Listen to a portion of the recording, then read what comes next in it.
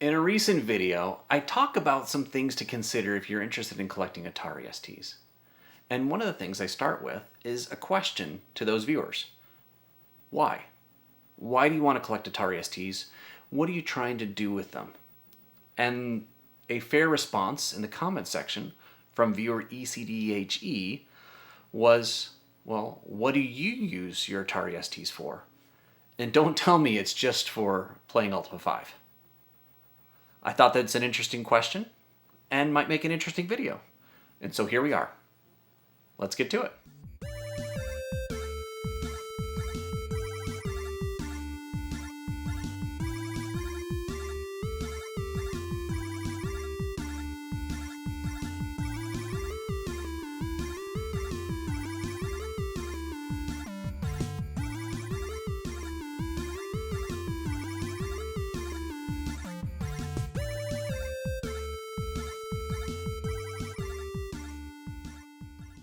Greetings and welcome to the Power of Vintage.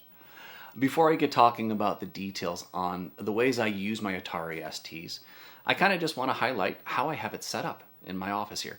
So about 5 years ago, we finished our basement and I have this office space. And one of the things that I love about this and kind of designed into this is to have storage area and storage space for various different computers, vintage computers in particular, obviously, throughout the area.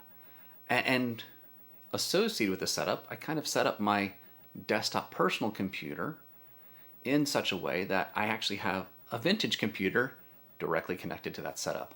It just lowers the barrier to entry because I really do love tinkering with these computers, booting them up, playing around with them for various different reasons on a daily basis.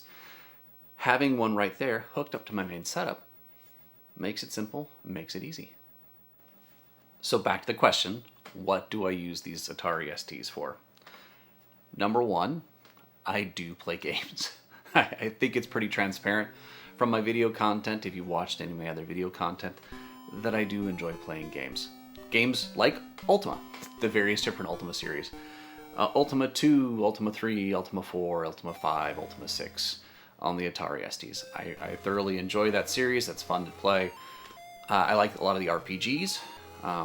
Games like Fantasy 3, Wrath of Nicodemus, or the strategy games such as Civilization or Empire. I enjoy some of the space sim-like games. In this case, Sundog, it's just kind of a combination trader RPG slash space sim a little bit kind of a game. And then occasionally some of just the arcade kind of games. Some of the shooters, Wings of Death I enjoy playing is fun. Silkworm is a fun one. There's a whole bunch of them. The fact is many of these games I didn't even know existed when I was growing up. And it's kind of fun to see some of that library as I've gotten older and explore what was actually out there. Especially as I grew up in the US, there wasn't a lot of software. After about 1989, a lot of the computer stores stopped even offering Atari ST software. And so a lot of those releases after that point, like Civilization, sorry to say, my first time playing Civilization was on a PC. And I loved it back then. But I wish I'd known they had it for the Atari ST. I'm sure that I would have absolutely enjoyed it there as well. And so that's kind of been an actual fun part is exploring that fun catalog of library of games that existed in the later time period, especially for the Atari ST. So the second thing that I enjoy doing and use my Ataris for is for word processing. Now, I don't write my daily emails, or I'm not writing a book or anything of that nature on my Atari ST, but my scripts or outlines is probably a better way to put it. For my YouTube videos, I definitely write up on my Atari STs.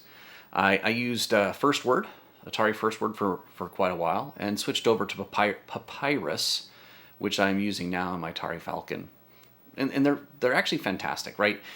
Do they have all of the extra features that modern word processors have? Not necessarily, but it's surprising how little change I've used in word processor. Take that back. Word processors have changed. But how much of that change do I actually use from the 90s to today? To be honest, some of that, like, I used WordPerfect in college in the early 2000s, late 90s, and modern word processor today, I don't use any features that are different than that. And then going back even further to the Atari ST, it's still a great experience and actually works fine for me for the most part. Does it have everything in the same place? No, but it has a lot of the same features and a lot of what I need. Now, in addition to writing up my outlines and scripts on my Atari STs, or my Atari Falcon in this case now, I actually print out on a dot matrix printer as well, which is kind of fun, and you can kind of see the output right here, right, as an example of that is the outline of today's video. Now, the third thing I use my Atari STs for is a little bit, I don't know how to describe it. It's not exactly a specific thing. It's really sharing some of that early computing experience with my children and showing them how computers work and giving them an opportunity to see the types of software I used, the types of games I played. And it's kind of fun to see my kids, when they first started working on the Atari ST, and give them the opportunity to play around with it, they knew exactly what to do with it, right? So the differences between this computer and operating an Atari ST and a modern computer, it looks different. The screen looks a bit different. But the fact of double-clicking on an icon and getting things to activate, no different there, right? A lot of these basic user use conditions are very similar. So they've all been able to use them relatively easily. When I first started collecting these Atari STs, my kids were quite a bit younger at the time, and one of the games I played, and still play, is Ultima 4, one of the Ultima series. And my boys actually really, I've got 4 boys, 4 awesome boys, and they really enjoyed Ultima 4. So we actually have Ultima 4, a DOS-box version that they can play on their PCs. But the funny thing is just the other day, my 18-year-old says, "Dad, can you bring up the Atari? I want to play Ultima 4 on the good computer."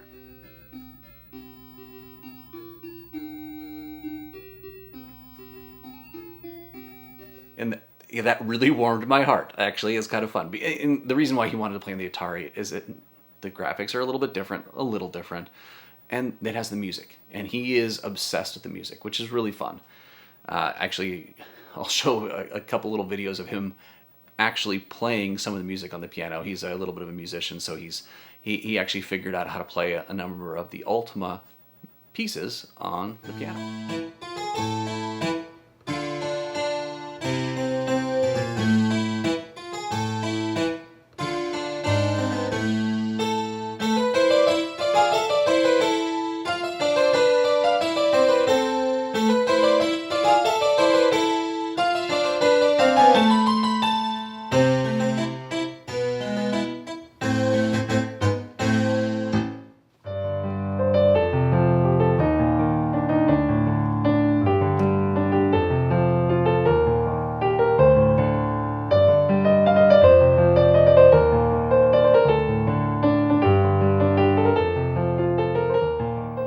Now, the fourth item here is actually tinkering and exploring. I use my Atari STs to tinker and explore. What do I mean by that? Well, if you look at your phone, your cell phone, your mobile phone, your smartphone, even back to before the smartphones were very smart, there were so many more features on your phones than you ever would use. Maybe you're different than me, but I know I didn't use every single feature on my smartphone, or even pseudo smartphones of the time. I used to make phone calls, maybe get some contacts. Now with the smartphones, with apps, there's a lot more that I do use them for, but there's way more capability in these devices than I ever used. And the same thing applies to a lot of these vintage computers. Part of the reason why I named my channel Power of Vintage was exactly for that reason. These vintage computers, vintage devices, have way more capability and power than we give them credit for, or that I ever knew. There are people out there who probably use these extremely well. I would say the vast majority of us did not, including myself, did not use this nearly to the level of capability that it had. And so some of the fun that I really enjoy is pulling out these old devices and, well, what could they actually do, right? I used it for playing games and doing homework. And that was great. And it helped me out. And actually, I also dialed up some BBSs. I got a modem for one of my birthdays and was able to dial up some BBSs. And that was cool too. But only did that for a short period of time. Now, things like multitasking, like using software like Cubase, some of these capabilities that exist on these computers is absolutely amazing. One of the things I really love is actually digging into things like, some of the different desktop replacements that existed. NeoDesk.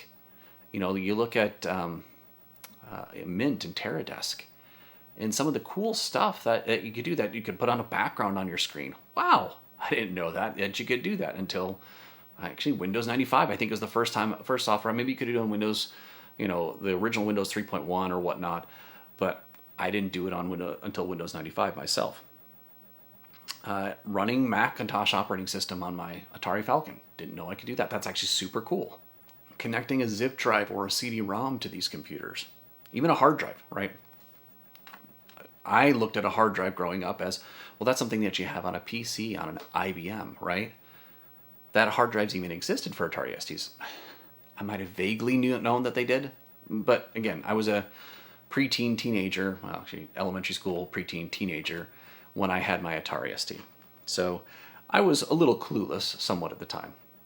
One of the cool things that I really enjoy is actually looking at the magazines like Start, and reading through them, because the fun thing is that they're oftentimes touting different software packages, different hardware that's being sold to go on the Atari STs or to be connected with the Atari STs to expand their capabilities.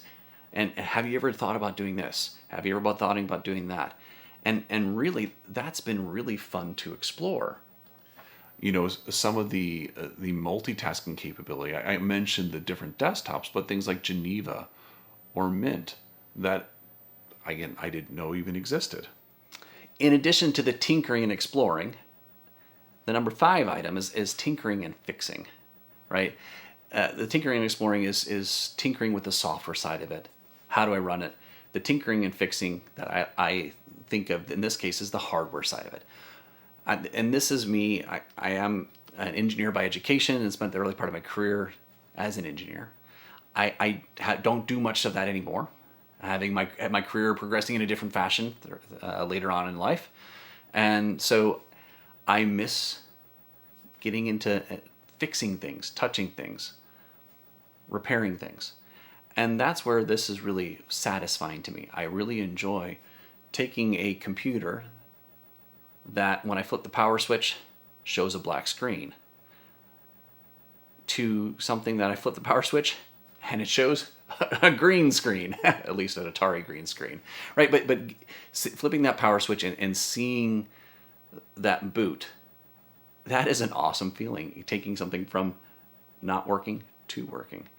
In addition to that, I also enjoy the hardware aspect of, again, pushing some of those limits hardware-wise, and looking at, let's say, period correct or period similar things like accelerators, as you've seen on this channel if you watched my channel before, right? The terrible Fire 536s, the CT63 for the Atari Falcon, the DFB1, the Falcon booster, the 6830 50 megahertz booster, right? Tinkering with those, adding various different hard drives, trying out a side cartridge floppy emulator, putting Gotex in, or just programming Gotex to work with these computers, building an external floppy drive from scratch, right? Well, not exactly from scratch. I have a floppy drive. I have wiring up the power to feed that, and then creating the connection back to the Atari ST. I love that. Building a power supply for the 520 ST from using some off-the-shelf, Meanwell power supplies. These things I find enjoyable to get these things working. So that's number 5. The last thing, the 6th thing, is sharing and helping. And this is something, again, another thing that I enjoy doing as well. How do I use these Atari STs? I love using them to help others out and help others who are trying to troubleshoot their own Atari STs. either that be on Facebook. Now, I'm not the perfect, most knowledgeable person out there. There are plenty of people who know more than I do. Lots of people do. Many of you probably know way more than I do. But I do know how to troubleshoot, and I've gotten quite a few Atari STs from non-functional to functional. And so helping others out, I find, is very fun and enjoyable. People who may send me their computers to fix, getting them worked up, getting them fixed, troubleshot, and then getting them back out to them. I love that, turning something non-functional to functional again, and helping others at the same time is something I do enjoy. And if you ever have any questions about Atari STs, feel free to ask. I may not know the answer. I may know the answer. I may be able to help you. But if I'm not, I can definitely help you find people who do. There's an amazing network of folks who have been doing this for years and know these computers backwards and forwards and know electronics and know how this works way better than I do, and way better than others do, right? To the point, there's the Recreation Phoenix board, Phoenix H5 board, designed by Exos and others who participated in that design and troubleshooting. These people understand how these computers work. So being a part of that community has been actually an absolute joy and been a fun thing to do. So, in conclusion, I appreciate you taking this journey with me, kind of how do I use these Atari ST computers.